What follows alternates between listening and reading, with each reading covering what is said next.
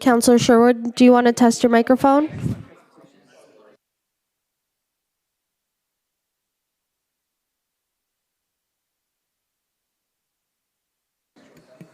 We still can't hear you. We'll see if IT can reach out to you to get you connected.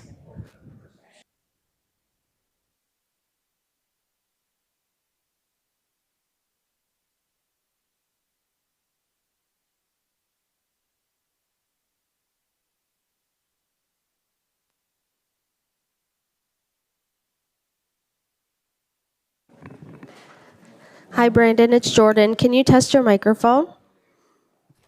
Sure, can you hear me? Yes, we can hear you. Great, thank you.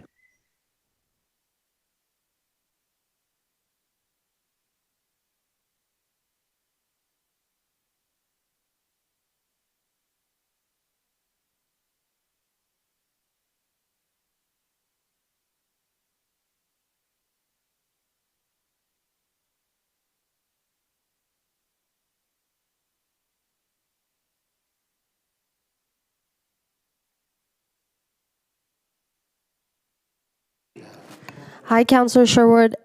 Anchor is going to try connecting to your computer.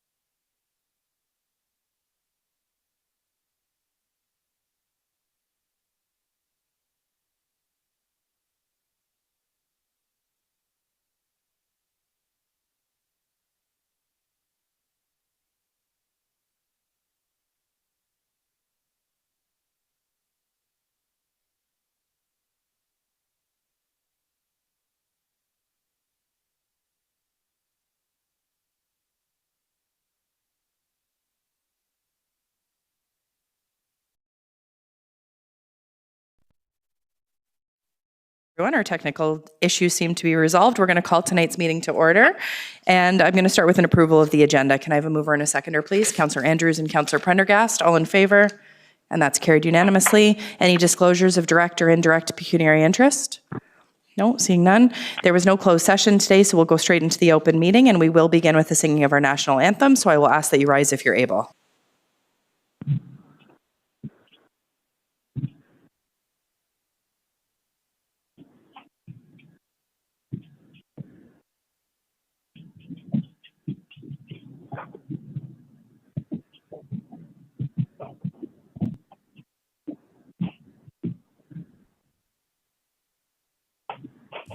O Canada, our home and native land, true patriot love in all of us command. With glowing hearts we see thee rise, the true north strong and free.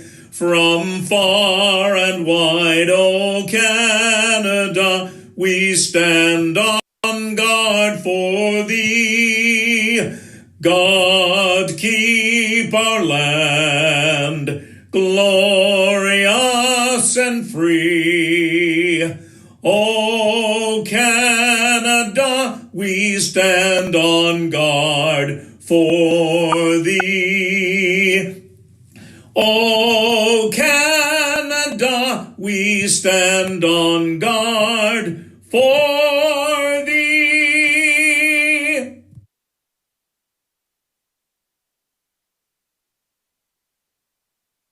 We would like to acknowledge the treaty lands and territory of the Williams Treaty Nations and the Mississaugas of the Credit First Nation. We also recognize that Dufferin County is the traditional territory of the Wendat and the Haudenosaunee and is home to many Indigenous people today. Tonight's meeting is being aired on public television and or streamed live and may be taped for later public broadcast or webcast. Your name is part of the public record and will be included in the minutes of tonight's meeting. Any member of the public that's connecting via telephone is reminded to press *6 to mute and unmute. Please remain muted until the chair requests comments or questions from the public.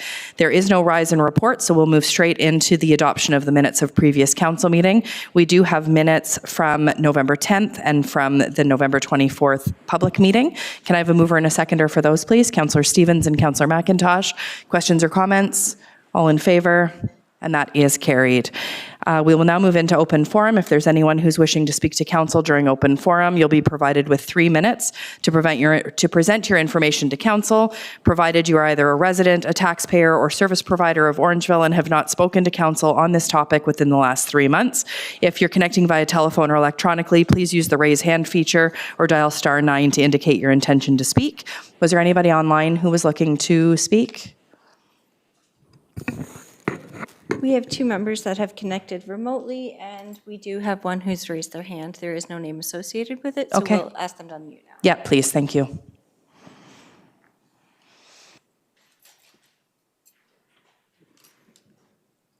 Okay, caller, you can dial *6 to unmute.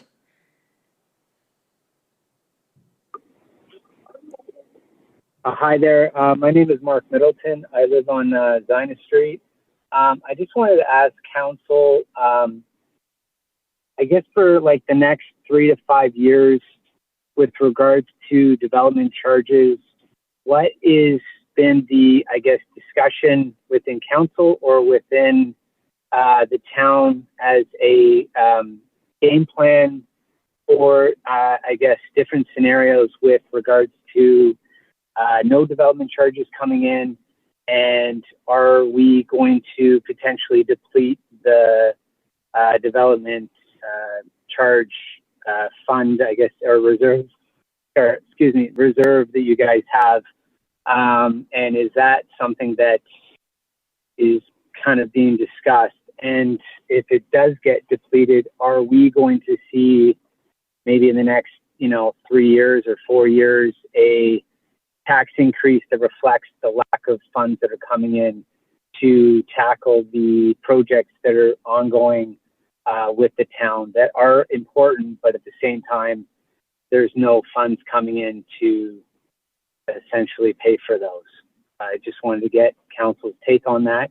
And I also wanted to ask council, are you guys investing in AI either personally or through the town, looking into ways how AI could make the town more efficient and maybe potentially create new jobs, maybe potentially eliminate new jobs, but transition those people into new jobs that would be maybe AI focused? I just think we're kind of on the cusp of something that is going to make a lot of lives quite more efficient, and the information that's coming in through AI is pretty remarkable. And then also just wanted to ask if you guys are doing any marketing with the Dufferin Wellington in regards to influenza A. It seems to be on fire right now in town, and I'm literally sitting outside the hospital waiting for my little one to get an x-ray. And my other little one is in the back seat asleep right now listening in. And so we're right in the midst of all influenza right now, and just wanted to find out if you guys are marketing out to the public just to let them know and maybe give them some info on how to tackle influenza season right now, because it's pretty intense. Thank you, guys. Thanks, Mr. Middleton. Good to hear from you, and I hope that everything is good with your family. I will turn it over to Ms. Minnie Kilo, who's going to answer some of your questions. Thank you. Through you, Madam Mayor. I'll tackle the AI question first. So in terms of AI, the town is investing in AI. Currently, we use a platform called GovAI for all staff here. We have selected GovAI because as we enter into the world of AI, data privacy, security of our information remains paramount. And so we had to find something that would safely secure our data on Canadian soil and ensure that things could not get into the wrong hands, especially when we're dealing with information that may be sensitive in nature. So staff do have access to that.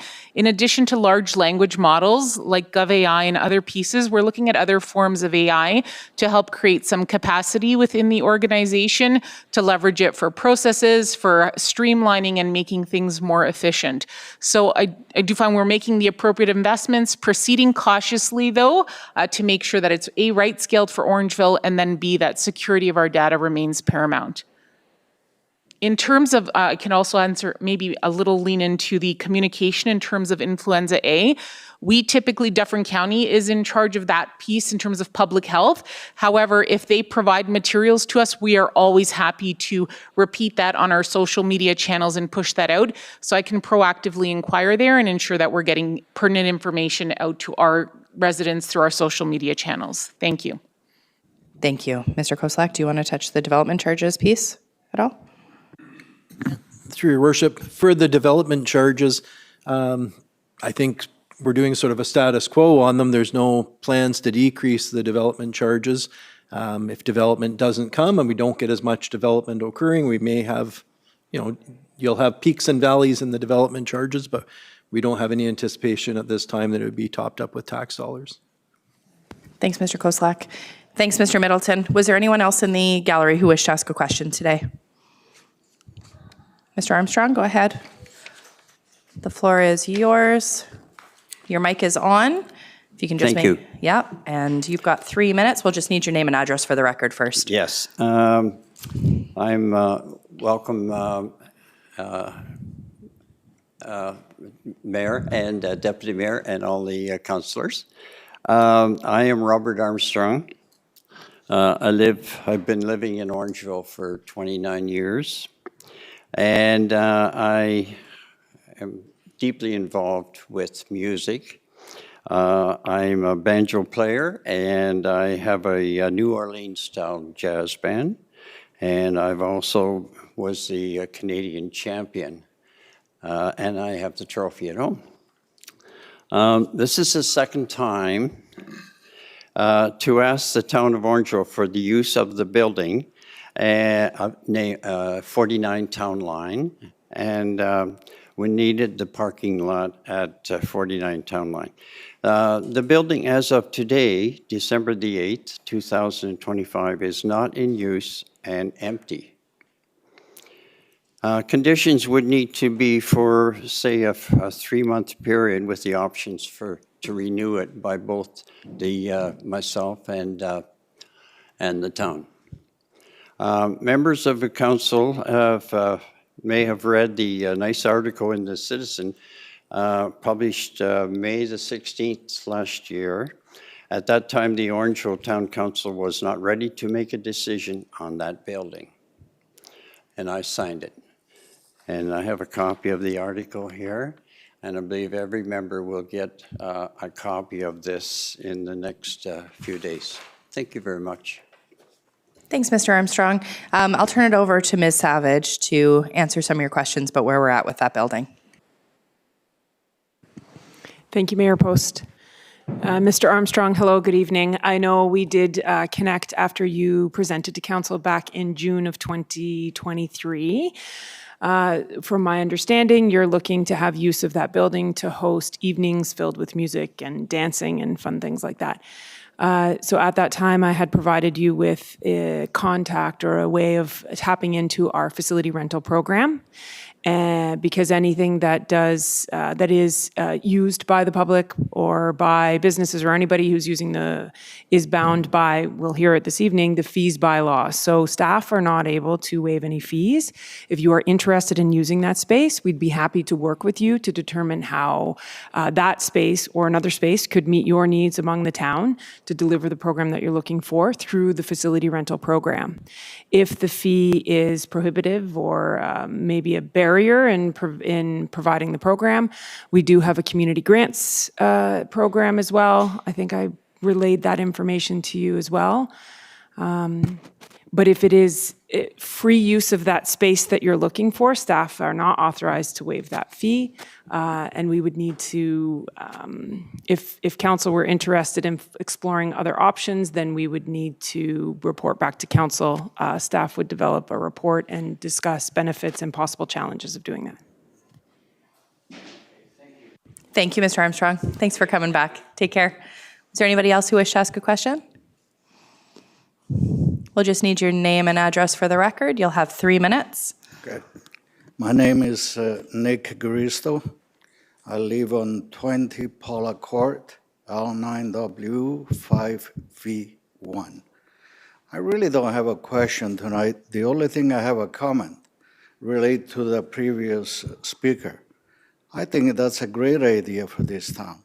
And I can tell you, Madam Mayor, Deputy Mayor, Council, that there is people in our town that I know them personally.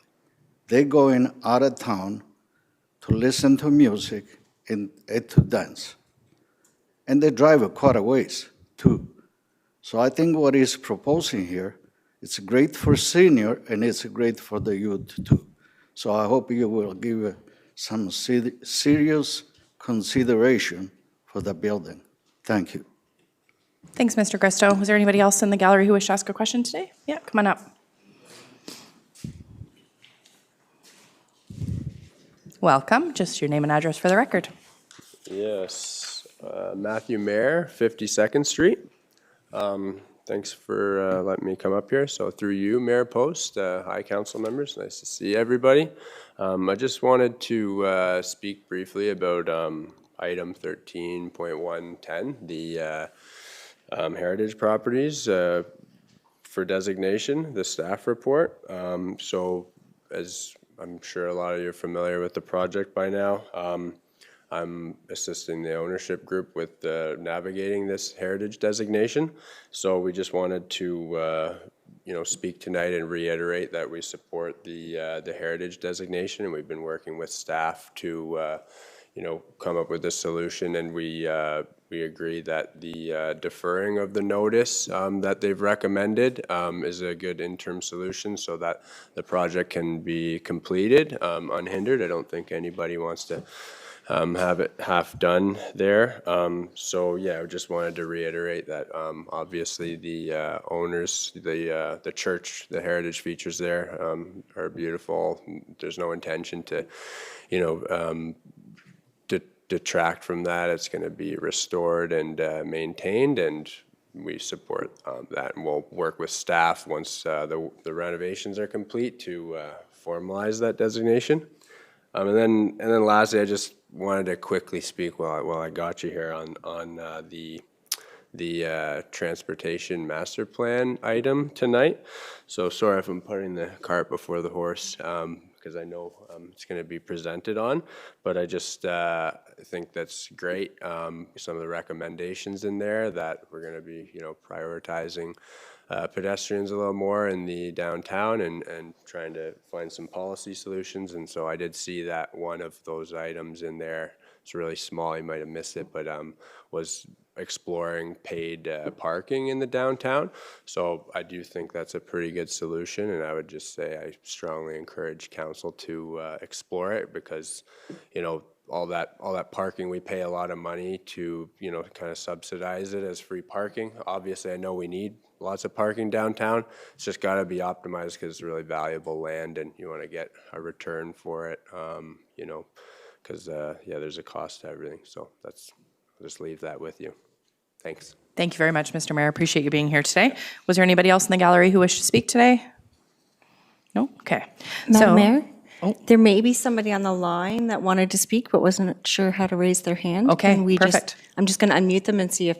Yep, sounds good. Thanks.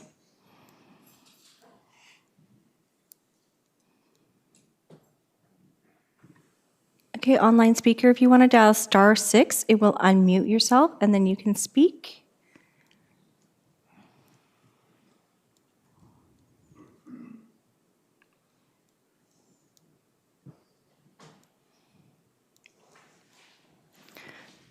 Caller with the last 4 digits, 8985. If you press *6, you will be able to unmute and speak to council. Thank you. Am I connected? You are.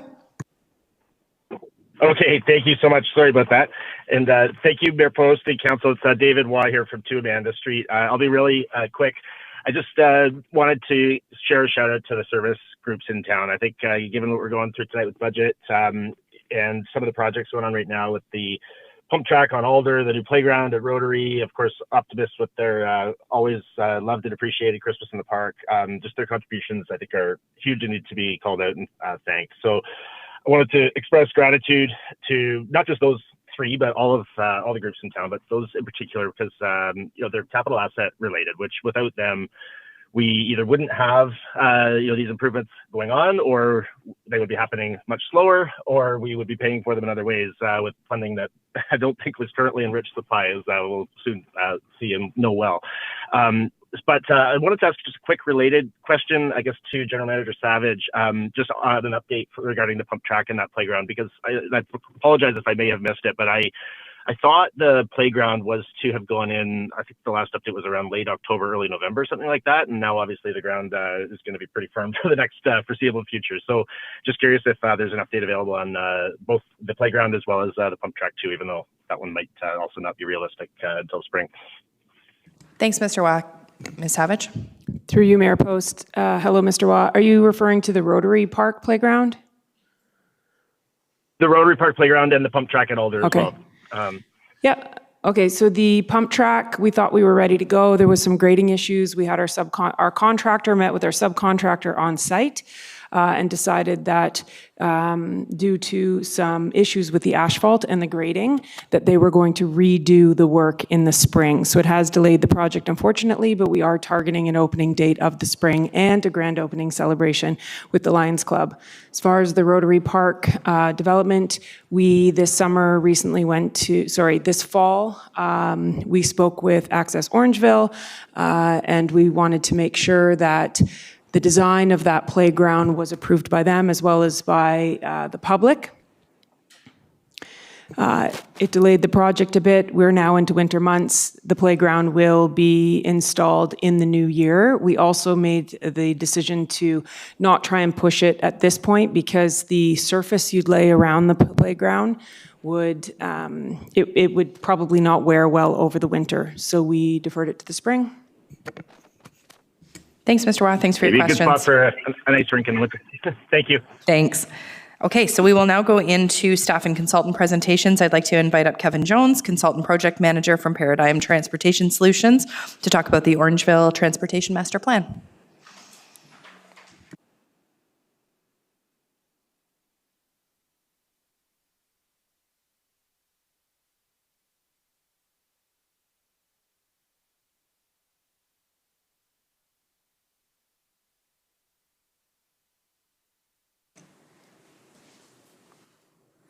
Thank you. Your Worship and members of council, I'm pleased to be here tonight to give you an update on the status of your Transportation Master Plan update. Okay, sorry. Which one? Could you just advance, please? Sorry. I'll talk a little bit about our study process and what we've heard to date. I'll highlight some of our preliminary recommendations, and then I'll speak to sort of our next steps at the end of the presentation. Please, next one. Yeah. So we've embarked upon a four-step process. We're nearing the end of the project. We're in the plan formulation documentation phase. We've done some public consultation. We've met with some stakeholder groups, and we're here to give you an update on sort of where the Transportation Master Plan is heading and use this as an opportunity to solicit a little more extra feedback from the community. Next one, please. We had our first public information center in March of 2025. We heard a lot about the need for improved cycling facilities in the community, pedestrian trail crossings, maintenance of trails, cycling infrastructure. We've also held two stakeholder workshops throughout the project. A lot of similar comments we got, but also a real theme around investing in transit for the benefit of the community. We've also recently held a public information center in October where we heard a lot of the similar themes, and we did present some preliminary recommendations to the community for their feedback. Next one, please. So we're here planning for growth. Our planning horizon is 2051, and by 2051, the town expected to grow to a population of just over 38,000 people, with about 21,000 jobs.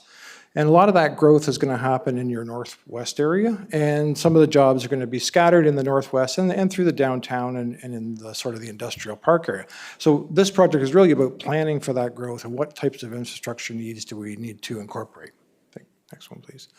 We looked at three different ways of handling growth. We could do what we've always done, widen roads, or we could take a more transformative approach and really invest in a multimodal transportation plan. We've kind of looked at what other communities have done, and we think that's the right mix of strategies for Orangeville. But it looks at trying to rebalance how people move through the town and really focusing on encouraging shifts to transit and active transportation for more of people's travel. Right now, about 88% of all trips are made by single occupant vehicles. We'd like to see that down around 77% by 2051, with transit and active transportation taking up a bigger share of trip making. Thanks. So there will be road improvements required in your Transportation Master Plan. We are looking at widening Hanson Boulevard, County Road 109. That's already in the county's transportation plan, and our work on our project has reconfirmed the need for those improvements over time. But there's also some widening of Hanson Boulevard that would be required up in the north end, and some new two-lane road connections through Blind Line connection into the industrial park area, College Avenue extension to Feed Street. And that's really for transit, to actually make your north end of your road network a little more connective and supportive for transit use. And then some new roadway connections in the northwest area and in the sort of the south and east areas of the community. Next one, please. Along with that, there will be some optimization of your existing infrastructure required as well. We've suggested about 5 new locations that could be considered for new roundabouts, and the town should start to look at roundabouts as a way to manage some of the conflicts at intersections. They perform much safer and more efficiently than signalized intersections. We're also looking at reconfiguring First Street to provide a center turn lane and looking at signal coordination in the downtown, but not for cars, more so for pedestrians. We'd like to focus your downtown on pedestrians, make it safer, more friendly for pedestrians by using leading pedestrian intervals at your intersections, giving more crossing time to get across the road, putting up a default walk phase automatically so they don't have to push a button and request that, and coordinate your signals for more of a 40-kilometer-an-hour operating speed. And the improvements on the outlying areas of town will handle some of the traffic that we're trying to get out of the downtown to make it more pedestrian friendly. Next one, please. Active transportation is a big part of our plan. We've got a primary and a secondary network of new trails and on-road facilities recommended. On the map here, you can see quite an extensive network with 23 kilometers of new separated trails or on-road facilities, another 14 kilometers in the secondary network. You've already got a good foundation for your active transportation facilities, but there is some more we can do. And if you want to really encourage more use, you need to put separated facilities that are suitable for all ages and abilities. Next one, please. And along with that, we're going to have to look at trail crossings. So where you intersect with a main road, we'll have some strategic trail crossings we have recommended for some upgrades. And in other locations, you can put pedestrian crossover treatments to serve pedestrians on that trail network and make sure that trail network is suitable for everybody. Next one, please. For transit, we're targeting 6% of all your travel by transit by 2051. And that's about a tripling of what you got today. So how are we going to get there? Well, we're going to get there by expanding coverage into new urban areas, extending your service hours to provide more trips for more people, make it more convenient for people, improve the frequency of your buses, and obviously integrate with other regional services. And this is really grounded in some benchmarking we did with other communities that have already done these things and they've already seen some of the improvements. So we're kind of using that as a framework to say, we know you can get there if you make the investments and focus on transit. Next one, please. We did present 2 different transit route options. I'm not going to describe them in detail tonight, but safe to say is one is a little more focused on reducing travel times on your transit routes. The other one is more focused on providing pedestrian access and shorter walk distances to get to a bus. So they're both very important considerations in planning transit. We're looking for feedback from the public so we can help finalize a long-term plan for transit. So how do you get to 6% of all your trips by transit? And of course, the town will make investments over time to get there as they see fit. There'll be some policies required to support your transportation master plan. First one is your roadway classification system. That can be used to help drive a lot of other policies that you apply for transportation, but also how you manage your road network. Next one, please.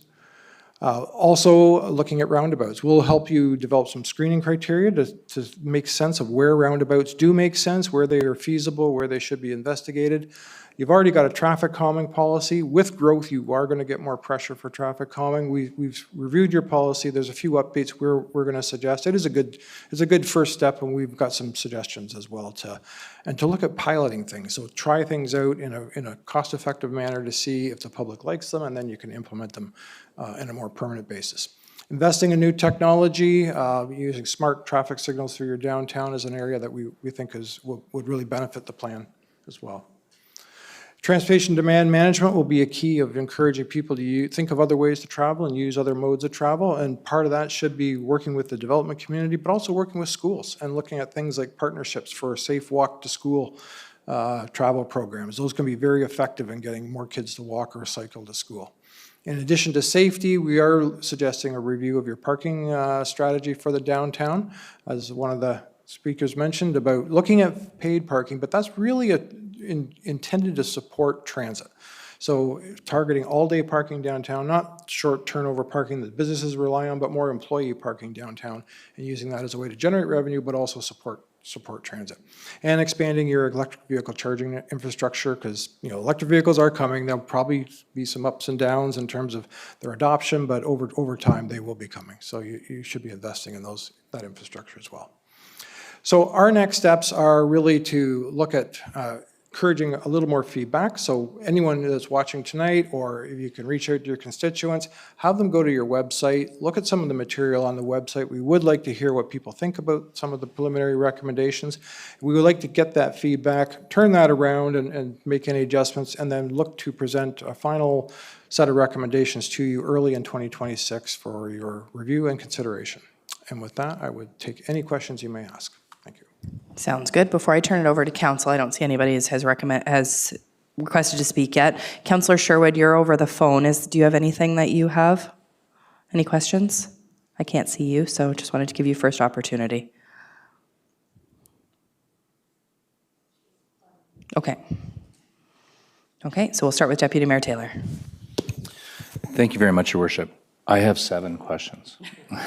Can you want me to just go? You can start with your first couple and we'll see how it goes. I'm always on a limit. Maybe just to start with the details, I found the first two comments I have, one was about College to Clara, and the second one was the Northwest Development Access.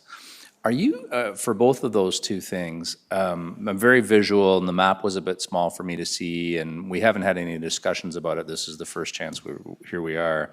But the College to Clara, would that go through the property that's there now and cut that in half? And I'm wondering what staff would think, and I can't visualize how that would work. Like, to me, that I like the idea of access, but that's green space, it's public space, it's sports, if I'm envisioning it correctly. So that's comment one, and maybe, I don't know, Tim, if that's for you. But and then the second one is where would the Northwest Development Access Road go? I'm just curious on those two things, and I'm limited to 2 questions, but I have 5 more. Go ahead, Mr. Koslak. Yeah, through your worship, part of the reason we're doing a master plan is have that holistic look. It's the first transportation master plan the town's done. So we're trying to look at future opportunities. So something like these connections, they may not be done now. They may not be done for 5 years. They could be 20 years. But it's just to look at what options are available. One of the things I always look at is when they did the new entrance for the new seniors building, it would have been nice if that aligned with Brenda. So it's just looking at future opportunities so we have that high-level planning for it. So these will just be looked at. So if there are changes in the area in the future, it may be an opportunity to put the road in. But it's not anything that's going to be planned in the near future. And the Northwest Road was the other one. I think the Northwest, is he talking around the Humberlands in that area where we're going to have a lot of commercial or more development right now for future employment? I think that was the area he was more discussing. Thank you. Councillor Andrews.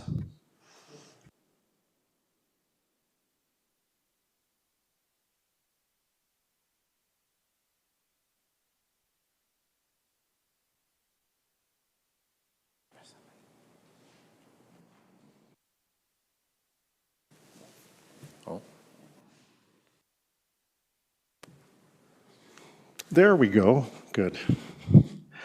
Through you, Mayor Post, Mr. Jones, thank you for your report. And again, it gives us kind of a long-term idea of exactly what is thought of as being optimum for our community. You know, as we have a variety of options that have been tabled, I really do like the idea of active transportation. I think that, you know, looking at that in the downtown core is paramount, but also in the peripheral neighborhoods as well. I think part of the view that I have is primarily the education of our society, and not to get into a long piece at all, but I think part of that is the conversion of people understanding what options they have. We still have a car-dependent society, and I like how you framed it, but it really is dependent on so many other factors, and again, looking at that crystal ball that helps out. The other part that I also wanted to highlight is, in fact, some of the best practices or examples outside of the community. I'm hoping that part of this future transportation plan has investigated in that. We have other options that have been very successful in other communities, but we also have to look at what is, in fact, transpiring here.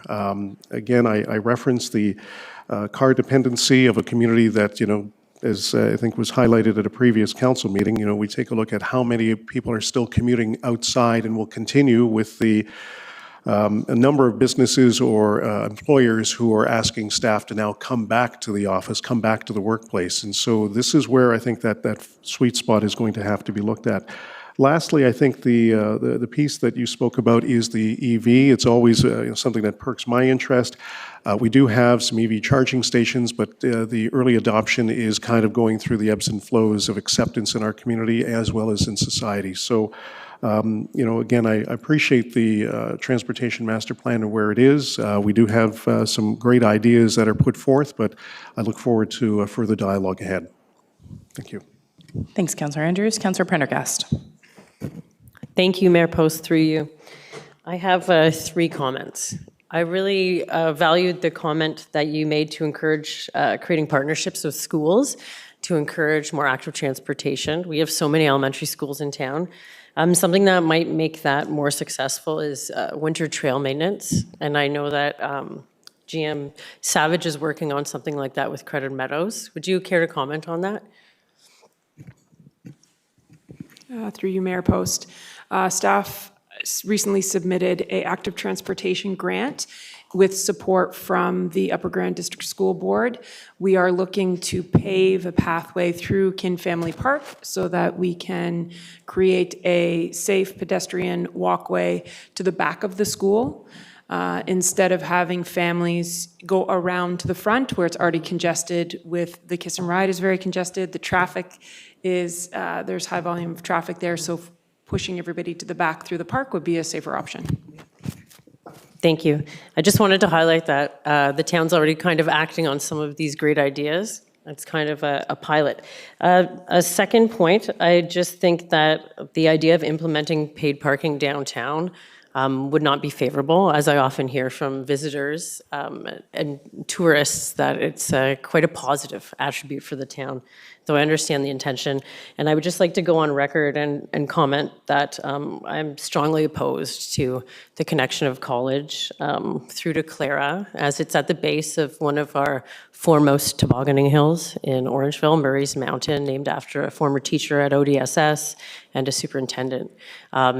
It's just one of our large green spaces in town that kids gather at. It's safe to be a pedestrian there. And if the goal is to increase active transportation, taking away one of the main thoroughfares to get to our high school that students use might be counterintuitive. Thank you. Thanks, Councillor Prendergast. Deputy Mayor Taylor? My counterpart got 3. Okay, I get 2? Oh, I can finish now? Okay, and again, visual person, I'm curious, do we know at all where the roundabouts would go? I know we've talked about a First Ave one. Do you know where the other 4 might be considered for? And if I could, while you're looking at, I wanted to just ask Mr. Koselak about the traffic signal coordination. It feels to me that every 18 months, 26 months, we sort of fall off and we get questions again about traffic coordination, and then typically it's down Broadway. I don't know why that is. Like, why does it keep falling off? But they fall out of coordination somehow, and then you guys go and you make your adjustment and everything's great, and people think I'm amazing because I've done all this work, but then it falls off again. And so I'm just curious how it goes. Mr. Koselak? Yeah, through your worship, with the traffic signals, they're coordinated, so if you're going a certain speed, you'd get a green wave going through. Part of the issue is sometimes you lose the connections between them, or there's power outages or different events or a maintenance item, so it does lose that continuity. We've also extended the walk time, so they provide more time. That was one of the concerns we heard from people crossing Broadway. They needed additional time, so we've lengthened the cycle on those for the pedestrian crossings. But we'll continue to monitor them just to make sure there aren't any issues and have them repaired in a timely manner if they do. And Mr. Jones, do you have an answer to the roundabouts? Yeah, go ahead. Through your worship. Yes, we recommended consideration for roundabouts, 2 of them on Hanson Boulevard, and it's sort of out in the northwest area. One at that new Northwest Connectin Road, which is kind of a conceptual road alignment at this point. That's an area that's under development review. So where it will actually go and the alignment of that road might be subject to how those plans develop over time. The other one is out at County Road 16. Then down at Town Line, down at the south end, that's an opportunity for a roundabout there. And then out, we've recommended a new 2-lane road connection out to Highway 9 from 109. It was looked at back when 109 was first reviewed, and they said, well, we don't really need it then. You probably will need it by 2051. So that would be an ideal location to put a roundabout. So it's really at some of those major intersections to try and take away some of the pressure of traffic signals and make them work a little more efficiently. Deputy Mayor Taylor? That's great. All of those are excellent suggestions. And if I may, the one, if we're both talking about the same location, Town Line, that intersection is actually Peel. So I don't know if is that the location you're referring to? Yeah. It drives me crazy that there's a light there that is screaming for a roundabout. The issue is we can't even pay for it because it's in Peel. So we need them to do it. But why would they do that when it's at the very north end of where they are? They don't care because they would never be on it. It doesn't really affect their citizens, it affects us. So it would be great if there was some sort of advocacy over time as part of this that we could get that done, but it's so silly. And I have more, so it's. Mr. Koslak? Yep, through your worship. And I think that's one of the reasons, again, why we have the transportation master plan. It's looking at all these different items so we can have a little bit of a background and a bit more discussion. A lot of times you approach a group and you say, we want to do this. How have you reviewed it? What documentation do you have? And when you don't have anything, there's not a lot of support. But with this, we have good relationships with our neighboring municipalities and the region. And it's something we can look at for the future. And it may be an opportunity that benefits both, so. That's great. Deputy Mayor? So, Your Worship, just a couple more comments if I could. So traffic calming. Staff has been working with us and we do have a plan, but it's been a frustration of mine for a long time. And I know, Tim, that you know this and we've had many discussions. I just want to say, so I know that Buena Vista now is going to be set up in the spring, and I know we've got some progress that's going to be made on Credit Creek in the spring. Now with the government making the changes that they've made to the speed cameras, I'm hoping that the areas that we identified, so specifically Spencer and Alder, we need to go back and revisit those. But we don't have, I've never understood why we don't have speed bumps, speed humps, whatever you want to call them. Neighboring municipalities around us have those, and yet we don't have them. The dividers down the road where residents can hit them and they would bend, they work. We don't have any of these, and I really feel like we're missing out on these, and it's something that I'm going to continue to push on as we go forward. And it's just, I feel passionate that I go to Fergus. Fergus is the same as us. They're not, they're a remote urban community, I guess, and they've got them all over the town. We don't have any. So, Mr. Koslak? Yeah, through your worship.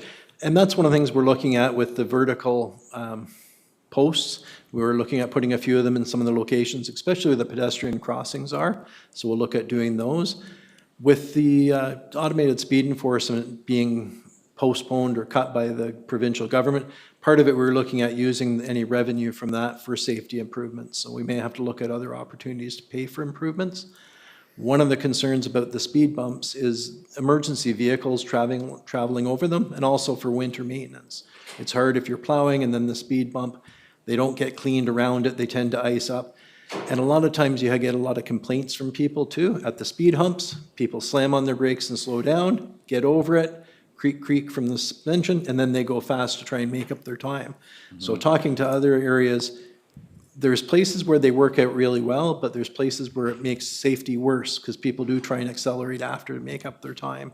So we will continue to look at it, but you will see in next year in the construction more with the vertical posts to help narrow the roads, make people alert that there's an issue such as a pedestrian crossing in those areas.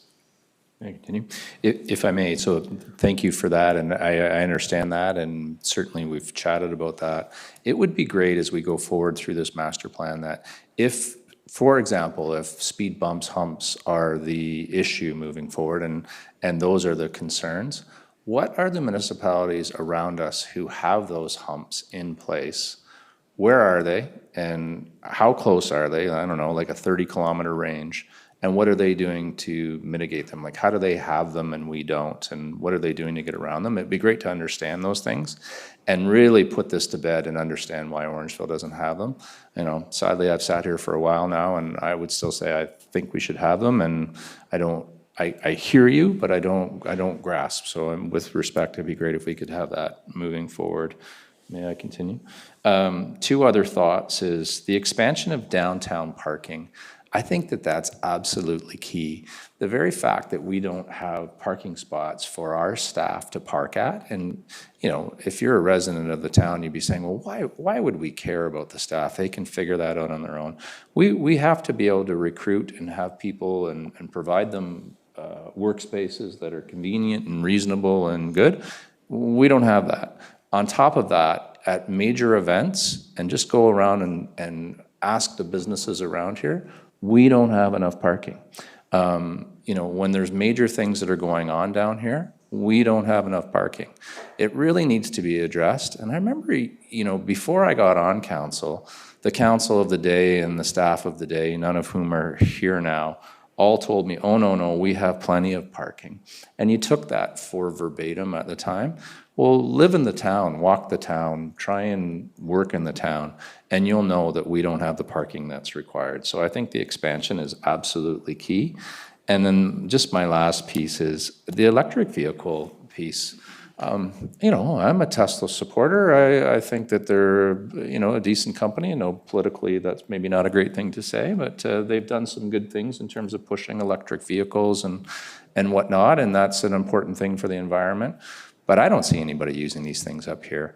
I'm not sure that expansion of the electric charging stations right now, and again, maybe I'm just too old to envision what the future is going to be. I'm not sure, but I see them empty. I don't see anybody using these things. I look at them, I'm wondering who paid for them, what's the ROI on them, and if it was me and my company, I'd be shocked at the little use that they're getting at this point in time. So I don't know if that's a 12-year plan out or a 15-year plan out, but it certainly isn't in 2026 or in the near future. So that concerns me.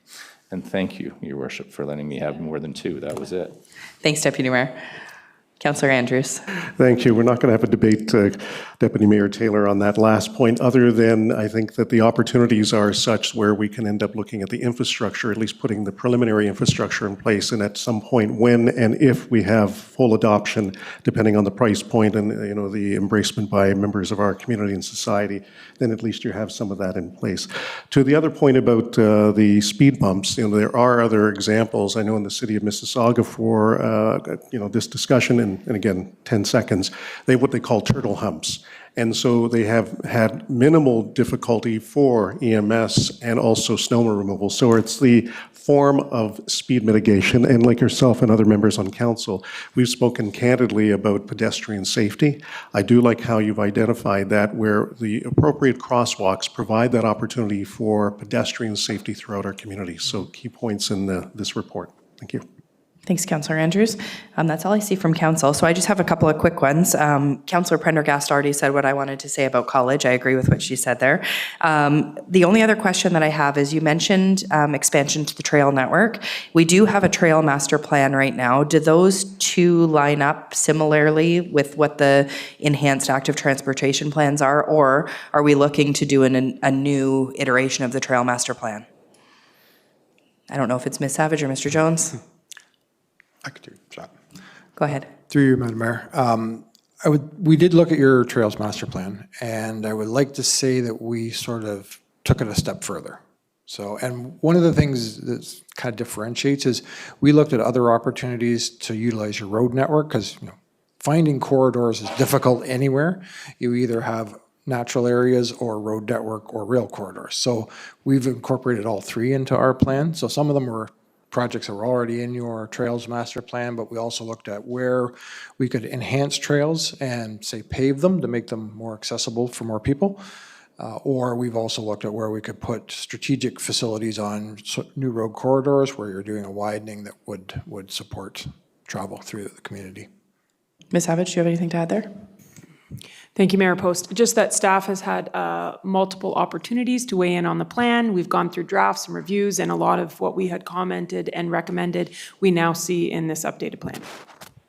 Perfect. Thank you very much. If there's nothing else from council, thank you for being here, Mr. Jones. We look forward to 2026 when you bring it back for more discussion. Thank you.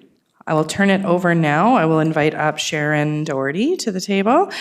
She's our Manager of Recreation and Events and is going to be presenting about the Community Recognition Awards. The floor is yours.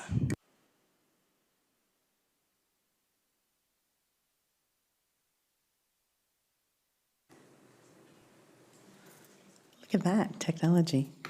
Good evening, Madam Mayor and members of council. Thank you for the opportunity this evening to present the proposed Community Recognition Awards for your consideration. Let's see if I can get these to advance. It's not advancing, Jordan. In response to Council Resolution 2025-112 on June 9th, 2025, directing staff to investigate a community recognition program, I am pleased to present the draft criteria and implementation plan for Council's feedback and approval this evening. A review of other municipal programs, including Caledon, Brampton, and Aurora, were completed. And to note, Ms. Savage actually pointed this out to me. 20 some odd years ago, I wrote Caledon's community recognition plan. And so I started my municipal career doing that. And sadly, I'm coming to the end of a career. So it's kind of a full circle moment for sure. The objective of the program is to celebrate Orangeville residents whose volunteerism, achievements, and service strengthen community life, and with a limited number of awards each year to preserve that as a prestige award. Next, Jordan. There are 3 major award categories: volunteer service, citizen achievement, and specialty awards. Under volunteer service awards, there are 3 subcategories. They consist of community and social services, which would recognize individuals that volunteer for service clubs, seniors organizations, social service agencies, healthcare, environmental groups, etc. Sports and recreation would recognize individuals that are coaches, referees, board members, conveners, and includes organizations such as guides, scouts, minor sports, and youth groups. And the last in that area is arts and culture. For example, board governance, event planning and delivery, instructional programs, and promotion of arts and culture. Next, please. Under Citizen Achievement Awards, there are 2 achievement awards in this category, and they recognize Orangeville residents who have attained notable success beyond the local level. These awards recognize personal achievement. The first category is sport achievement. Individual or teams recognized at a provincial, national, or international levels in sports requiring physical skill and conditioning. And the second is arts and culture. Achievement in adjudicated, juried, or commissioned recognition with preference for provincial, national, or international levels. And these would include performing, visual, media, and creative arts. Next, please. And the last area is our specialty awards, and there's 3 award categories in this section. The first is acts of heroism and bravery. This is for exceptional courage, and nominations would be sourced potentially from local emergency services. And I know in speaking with Chief Snyder, our emergency services in our community do have their own award program, but oftentimes, I sillily often use the reference of, I've rescued the cat from the tree. What happens in our community is very valuable. Recipients would be acknowledged at the annual event and would be recognized in a timely manner by mayor and members of council when a nominee is put forward as to not lose the impact. So, if it is the month of October that happened, the recognition could be given by council at that time, but they would also be acknowledged at the award ceremony. Next, please. The Community Champion Award would be given to a single individual who sustained volunteerism for a minimum of 10 years, has significantly enhanced community life, and would only be awarded and merited when any one individual is to be recognized at a time. One of the things that we gave great consideration to in this program is, as a small community, we know we have many, many people that contribute again and again and again, but we want to make sure that this award is prestigious and that it has longevity in its service as well. Next, please. And the last category is the Mayor's Special Achievement Award. This will be the town's highest honor. This is a discretionary award and may be selected from any of the categories in consultation with council, the CAO, and/or their designate. There would be no public call for this award and would only be awarded when merited. Next, please. I mentioned about the bravery awards and heroism awards that it would be recognized in a timely manner, and these other award categories would fall into that same consideration. They would be the Accessibility Champion, Heritage, and Senior of the Year Award. And to note, the Senior of the Year Award is a provincial recognition. Those would be acknowledged during the specialty month or the specialty week that those activities take place, but those individuals would also be acknowledged during the community recognition event. Next, please. The selection process and roles. An establishment of a 3 to 5 member review panel appointed or invited by the CAO and/or their designate would include town staff and community representatives with expertise across recreation, sport, arts and culture, and community and social services. Councillors would not sit on the review panel. The mayor, again, would select the Special Achievement Award in consultation with council. Next, please. The event timing, budget, and key dates. We would be hosting an annual recognition event during National Volunteer Week, and currently we've reserved the date of April 22nd, 2026. There is a request of a $3,000 allocation in the 2026 operating budget to support the event in the community services budget under recreation and events. And we would do a launch and public call for nominations in early January, February 2026. With council's approval this evening, we can launch a meaningful, sustainable program that highlights outstanding volunteerism, achievement, and service, and celebrates Orangeville residents at an annual event aligned with National Volunteer Week. Thank you, Mayor Post, and I'm happy to answer any questions. I've got questions for you. Oh. Okay. Whose mic is on now?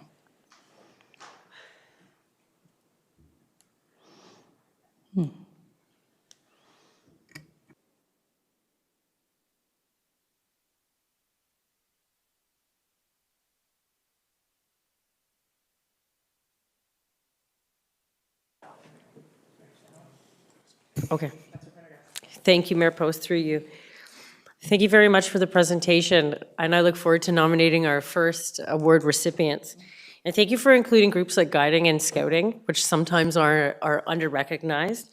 And it's such a small thing, but we use the terminology leaders. So if that could be added, then I think those groups would know that it's applicable for them. Other than that, I just think this is absolutely fantastic, and it's so nice to see all of the recognition consolidated into one place, and it will make it feel more special for the recipients. Thank you. Deputy Mayor Taylor. Thank you very much, Your Worship. Just the application process, I imagine there'll be an online application, and could I also use influence to advocate for other people to write letters and, would you get like 50 letters as well as a application? Is that part of the process, or how would that work?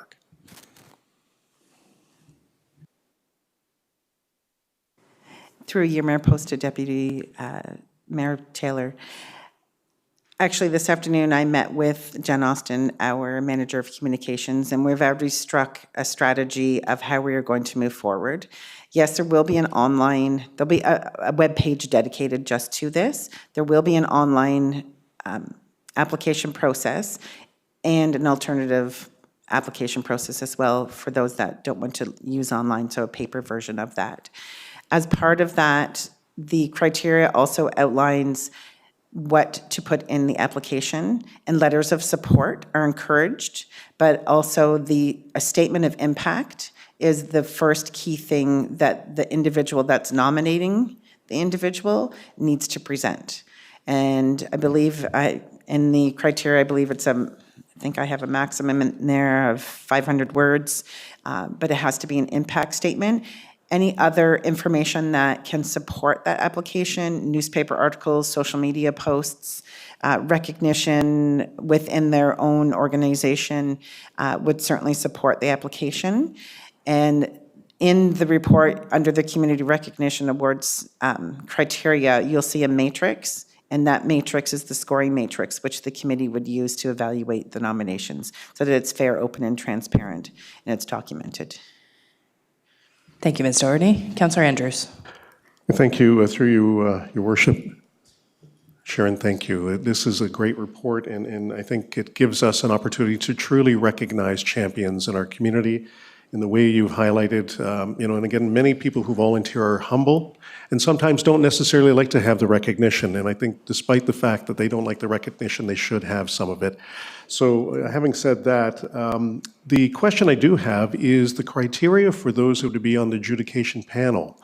You did highlight, those that might be in some form of sports or other community volunteer activity, but is there a specific criteria that you'll be looking for outside of the staff that will be a part of that panel? Thank you, Councillor Andrews. Through you, Mayor Post. We don't have a specific criteria set for that. The policy or the criteria states that it would be a designated organization or individual within that organization through the CAO and or their designate. So for myself, for example, I would work with CAO Smith and come up with a list of recommendations based on the awards criteria, social service, sport groups, any of a variety of organizations to represent the awards. Okay. And again, I'm not trying to implement or highlight any potential bias. What you're looking at for something like this, neutrality is paramount. Yeah. And if you have that criteria built into your adjudication process, then it turns out to be a very successful and transparent process itself. But again, go ahead, sir. Yeah, if I could add, Mayor Post, part of the selection would be before the nominations are seen even by staff. So part of our goal is to hit the ground running, if approved this evening, early in January. And actually, Ms. Austin and I, in our conversation today, talked about even prior to Christmas holidays that we would be reviewing some of the next action steps. That would be one of the first things that we do, is to start to form that committee and that working group, as well as start to select the organizations that could possibly come to the table. Great. Well, good. And congratulations on this first step, and we'll look forward to having further celebrations in April of 2026. Thank you. Thank you, Councillor Andrews. Councillor Stevens. Thank you, Your Worship. Ms. Doherty, thank you. Great presentation. Long overdue, and I fully support this. My only question would be, can we not implement or add the accessibility champion so that, I know you're going to acknowledge them, but I'd like to see them all together. And I know we do it for Accessibility Week and Senior Week, and I understand that, but I think if we're going to meet all together and do these presentations, I think we should do them all at the same time. Thank you, Councillor Stevens. Through you, Mayor Post. That was a consideration. The way we've written the report and the criteria right now is to continue recognizing those individuals that are receiving that award during that special time. So as you know, the Accessibility Champion Award is supposed to be recognized during National Accessibility Week, which is in May. Certainly if council wants to change any of the criteria, we'd be happy to review that and make that as part of the consideration. Okay, thank you. Councillor Sherwood, did you have anything? I know your hand's not up necessarily. Did you have any questions? No, we're good? No, I'm good, thank you. Okay. Thanks, Councillor Sherwood. Okay, so the recommendation is that report CMS 2025-20 Community Recognition Awards Program be received, and that the award program criteria attached as Schedule A be approved, and that an annual award celebration event be planned and hosted during National Volunteer Week in April. Can I have a mover and a seconder, please? Councillor Prendergast and Councillor Andrews. Councillor Sherwood, can you just raise your hand if you're in support, and I'll call the vote. All in favor? And that is carried. Can we see Councillor Sherwood's? Councillor Sherwood, can you just indicate how you voted?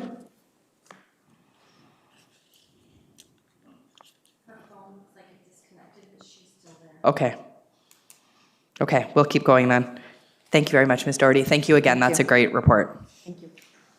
Okay, so we will call up Cheryl Braun, who's going to do a quick update on the 2026 budget regarding the new OPP information that we received.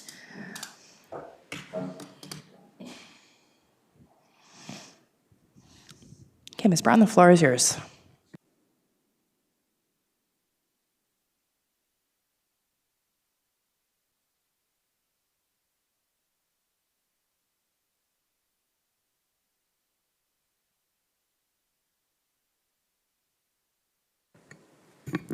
Thank you, Mayor Post, and through you to the council.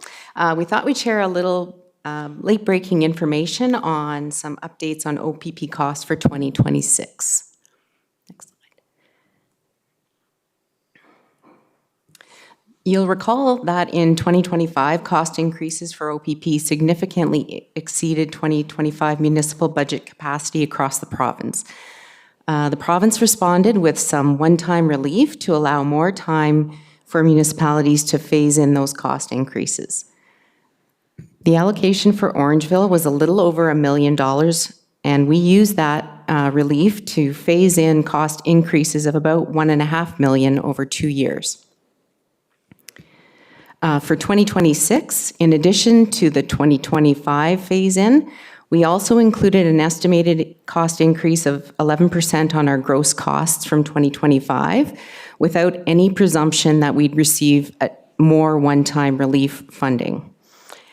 At the time of finalizing and tabling the budget, we did not know what our final allocation from the OPP would be for 2026. Then after we all went home last Friday, an email arrived from the Ministry of the Solicitor General. Staff reviewed that information and note that our budget estimates for gross costs are very close to what the OPP has determined is our allocation for the 2026 year. What we didn't understand, though, was that the 11% cap that was being applied by the Ministry of the Solicitor General to costs was on billed costs in 2025 net of the one-time relief. So they were using a smaller number. The net impact is that our billing costs will be temporarily below the current 2026 budget provision by approximately $827,000. So effectively, by keeping that one-time relief in the equation from 2025 into 2026, the province is allowing municipalities more time to catch up to OPP billing amounts. This table attempts to describe how our current 2026 budget lines up with OPP billing for 2026. We applied the 11% increase to 2025 costs. So we're going to start in that column, proposed 2026 budget, and you see that we have a provision of about $6.8 million at the very top there. For that was basically applying 11% onto the gross cost from 2025. That gave us 6.7 or 6.8 million. We weren't sure what our billing costs were going to be at the time, and we weren't convinced that our increase was going to be 11%. So we introduced a one-time offset from our tax stabilization reserve just to bring down the net levy requirement to about a 5.5% increase for 2026. So that our current net levy in our tabled budget is about 6.462 million for OPP costs. If you look at the next column there, that is the column kind of outlining all the pieces from the OPP billing statement. And the top row shows that the ongoing cost of OPP services will be about $6.469 million. So we're only about $6 million or $6,000 different at this point in time. The OPP is also, they have a reconciliation portion of the agreement whereby costs from 2 years back, if the actual costs exceed what they had billed us, they can bill us for that shortfall. Or if costs were actually lower than what they had billed us, they would give us a credit.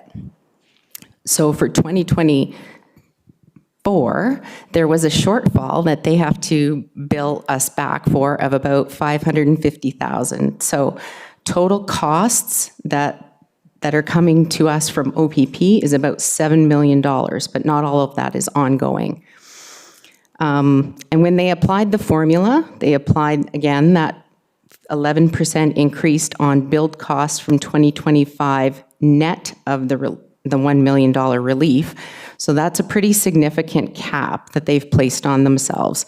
So that capping adjustment basically brings that billing cost down to $5.6 million, which is 11% on the I can't remember what the number was last year. So the difference at the end of the day is a wash of about 827,000, which is it's temporary. So to the extent that we take that out of the budget, if we were to take that out of the budget right now, we would have to add it back next year. Next slide, please.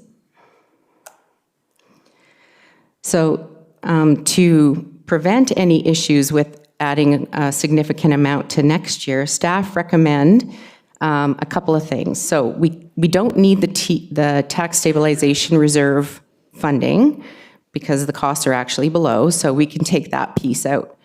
But given the temporary nature of the relief, staff proposed to adjust the budget lines for the OPP contract so that they are at the right level of cost and add a contribution to the general capital reserve that absorbs that temporary budget capacity so that when we have to add the costs back next year, we can just take that reserve transfer out and there is no further increase to the levy. So I hope that was clear. There's a lot of moving parts here. But again, no decisions need to be made today. We can address those decisions on December 10th before Council adopts the 2026 consolidated budget. But if anybody has any questions, I'm more than willing to help try and clarify the information presented today. Thanks, Ms. Brown. I think that was excellent. Was there any questions from members of council? Everybody feeling good? Okay. Councillor Sherwood, do you have anything? Again, I just can't see you, so I just want to make sure we're good. I'm good, thanks. Okay, thank you. Okay, thank you, Ms. Brown. That was excellent. Okay, so we will now move into the consent agenda. The following items have been compiled under the consent agenda to facilitate a single vote for council consideration. Council may remove any item from the consent agenda for individual consideration. I have already been given notice that Councillor McIntosh is going to remove 13.1.1, which is the age-friendly annual report. I also have Councillor Prendergast is removing 13.2.4, which is regards to Bill 68, the Conservation Authorities Act. And Councillor Andrews is removing 13.3.1, which is the Orangeville OPP Detachment Board minutes. Was there any other items that any councillor wishes to remove? No?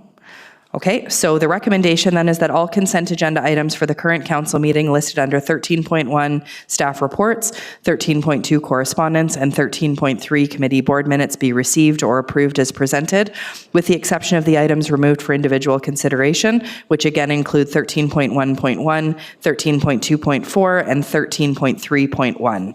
Can I have a mover and a seconder, please? Councillor Andrews and Deputy Mayor, all in favor. And that is carried. Yes. Councillor, and thank you, Councillor Sherwood. Councillor McIntosh, the floor is yours for the Age Friendly Committee.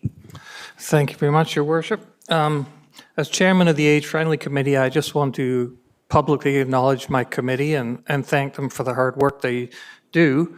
I just want to touch base on our, I forget what it's called here, it's the snow clearing grant. We can take up to 50 participants. Last year, we had a total of 25 participants over the whole winter. This year, we're already up to 30. The floor opened basically on December 1st for applications. So there's still some time to get some applications in. So if anybody out there is watching and qualifies, please get your application in. Thank you. Thank you, Councillor McIntosh. The recommendation is that report CMS 2025-18, the Age Friendly Committee Annual Report, and proposed work plan be received, and that the 2026 work plan for the Age Friendly Committee be approved, and that the terms of reference be amended to update the composition requirements. Councillor McIntosh, would you like to move that? And a seconder?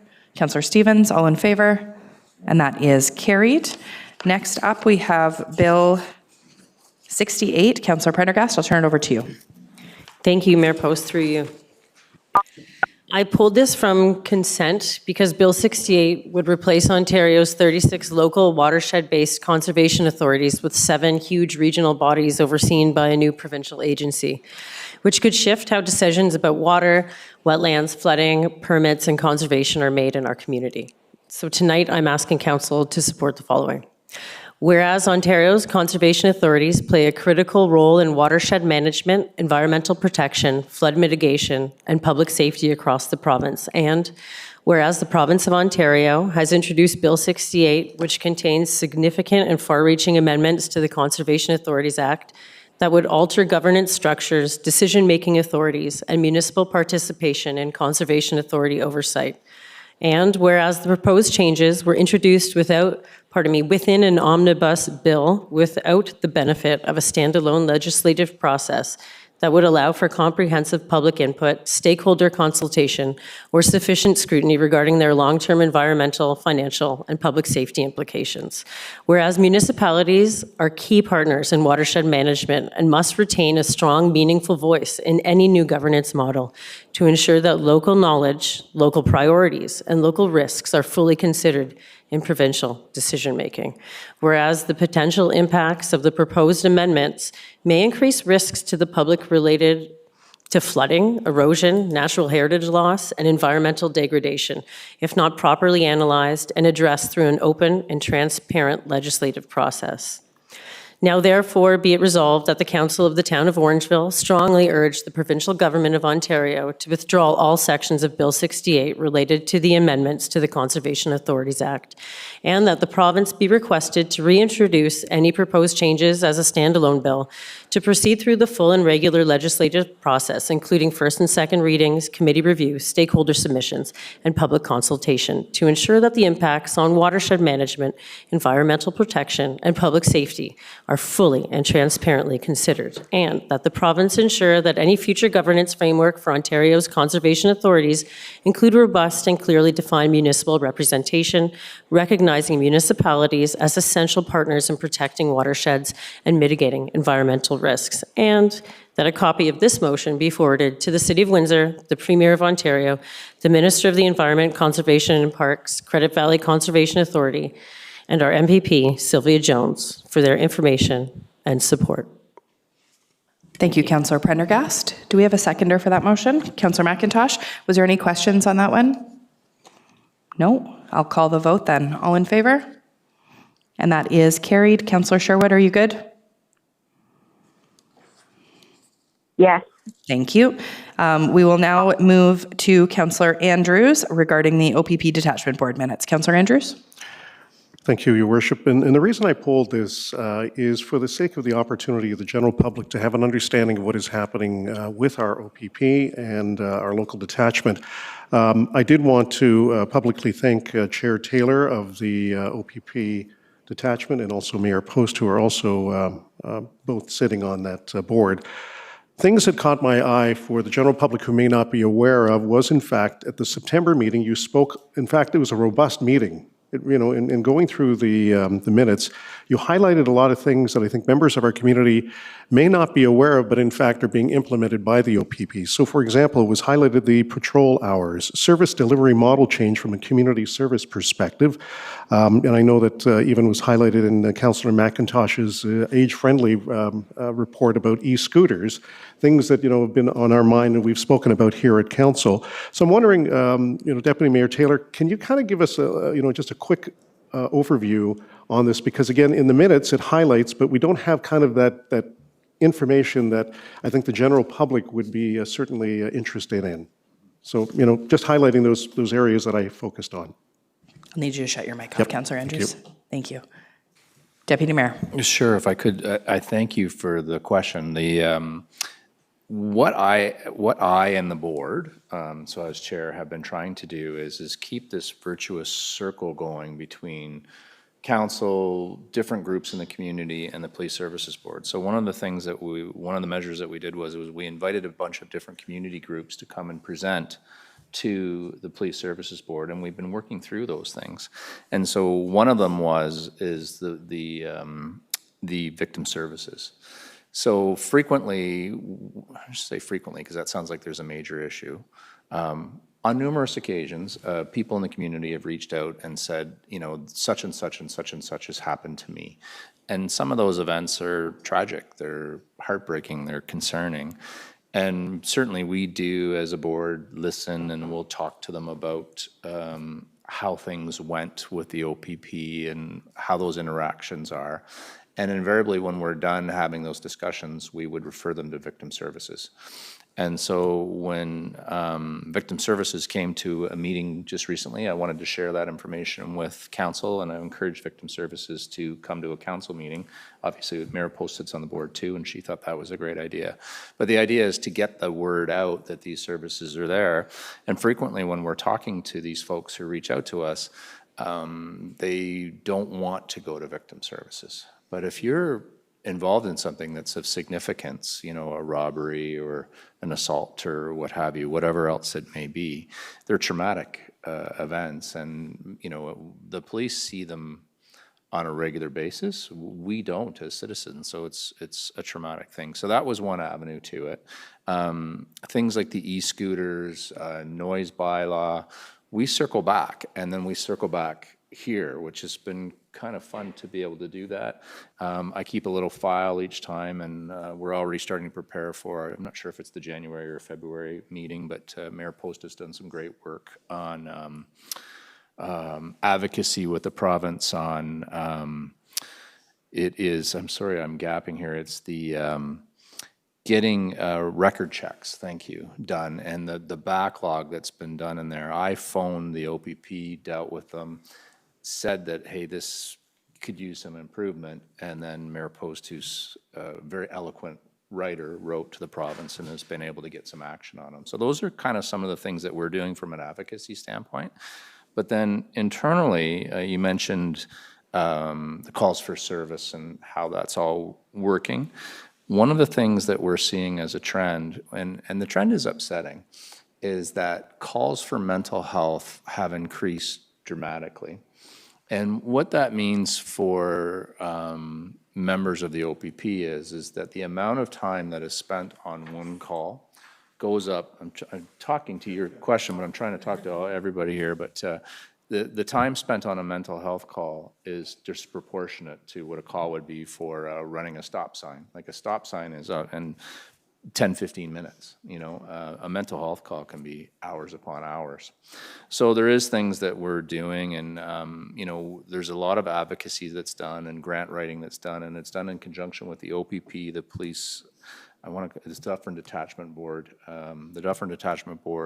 the town, the county, and the OPP are all in on these things. And so we have been successful in getting MCERT, which is the mobile response team, and that is a nurse and other practitioners that will actually go out and can help with these folks and take the pressure off of the OPP so that they can go out and get the bad guys. So there is some things that are working, and then on the other side, there's significant frustrations, right? Like, and the frustrations is the OPP can only do so much, you know, and so they have to be choiceful about where they're going and what they're doing, and we certainly request their times. And I have to say, the inspector that we have currently, he is outstanding. We argue for sure, and we push him, and Mayor Post has been involved in those things where we're having these arguments, but they're arguments for the better, and he's arguing because he's saying things that, you know, are practical, and we're saying things that we want to have done. But it's a great partnership. I have much respect for him. I have much respect for his officers, and I don't know if that answers the question, but it's what we're trying to do is to link council with it, and I hope what you're seeing is the communication from myself and Mayor Post and the board, and I guess it's through me as the chair, because the board speaks through the chair, but we're trying to include council and these other groups in these things as we're going around. And I think we've gotten a lot better at it, but there's room for improvement as always, right? Sure. Deputy Mayor Taylor, again, thank you for that excellent overview of exactly what I think not only I was asking on behalf of council, but also the general public who may have some curiosities. You know, the conduit is between not only ourselves and our Dufferin OPP detachment, but it's also the community. And as was timely, our treasurer has just identified the OPP costing that's going to be a part of our budget, and it highlights the incredible value that we also have for the service that we are being provided. You know, and the last point, and again, was really touching for those of us who've been touched by certain, you know, diseases. Alzheimer's Society, for example, is close to my heart, and where you also suggested, and again, thank you, for an opportunity for a presentation to council. And I think that this is, you know, that conduit of activity that I appreciate, I know members of council appreciate, but I think also the general public needs to understand and appreciate as well. So thank you very much. Truly appreciate it. Can I get a mover to receive those minutes? Councillor Andrews and Councillor Prendergast, all in favor? And that is carried. We will now move into notices of motion. Was there any notices of motion from members of council today? No, seeing none? Any announcements? Quiet day for announcements as well. Okay, so we will move straight into bylaws then. The recommendation is that the following bylaws for the current council meeting be read 3 times and finally passed. We have the 2026 borrowing bylaw, the 2026 consolidated user fees and charges bylaw, bylaw to amend Schedule A of bylaw 2024-75, which is the water and wastewater fees and charges, the Committee of Adjustment procedure bylaw, and the confirming bylaw for tonight. Can I have a mover and a seconder for those, please? Councillor Prendergast and Deputy Mayor, all in favor? And that is carried. Councillor Sherwood, are you good with those? I'm going to assume good. And a motion to adjourn, Councillor McIntosh and Councillor Stevens. All in favor? And that is carried. Thanks for joining us this evening.